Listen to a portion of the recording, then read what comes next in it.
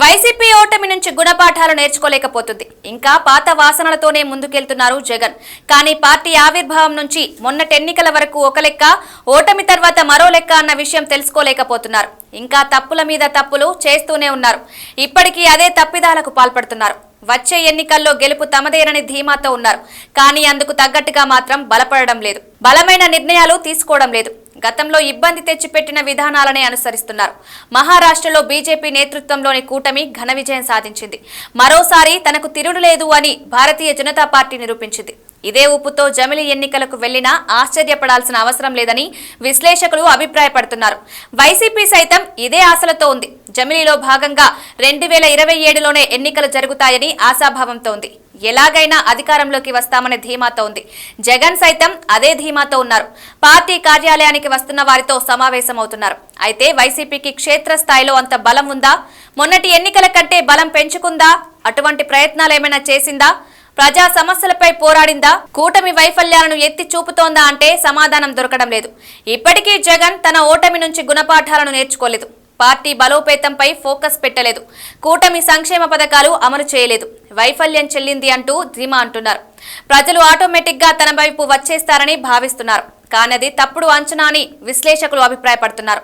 ఇలానే ఎన్నికలకు వెళ్తే మరోసారి అటువంటి ఫలితాలు వస్తాయని చెప్తున్నారు. ప్రస్తుతం జగన్ చుట్టూ సజ్జల రామకృష్ణారెడ్డి, విజయసాయిరెడ్డి, వైవి సుబ్బారెడ్డి, పెద్దిరెడ్డి రామచంద్రారెడ్డి, మిథున్ రెడ్డి, చెవిరెడ్డి భాస్కర్ రెడ్డి లాంటి నేతలు మాత్రమే ఉన్నారు.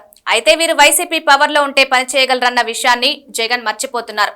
ఇప్పుడు వైసీపీ ప్రతిపక్షంలో ఉందన్న విషయాన్ని మరిచి వీరినే ముందు పెడుతున్నారు. పార్టీకి సామంతరాజుగా భావించి ఒక్కో ప్రాంతాన్ని అప్పగిస్తున్నారు. గతంలో ఫెయిల్ అయిన కోఆర్డినేటర్ వ్యవస్థనే కొనసాగిస్తున్నారు.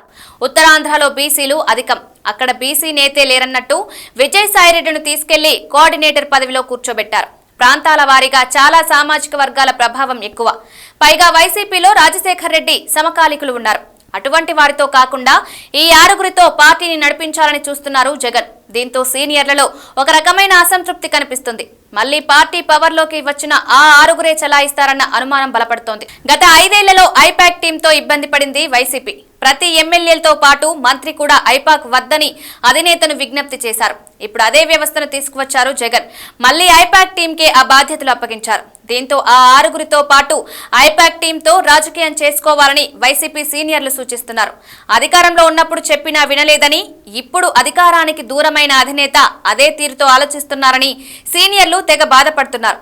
వైసీపీ అంటే రెడ్డి సామాజిక వర్గం పార్టీగా జగన్ ముద్ర వేసుకుంటున్నారని, ఇక తామేం చేయలేమని తేల్చి చెప్తున్నారు. అయితే జగన్ వైఖరితో చాలా మంది సీనియర్లు మౌనం దాల్చుతున్నారు. ప్రత్యామ్నాయం ఉన్నవారు అటువైపుగా వెళ్తున్నారు, లేనివారు రాజకీయాలకు దూరంగా జరిగిపోతున్నారు.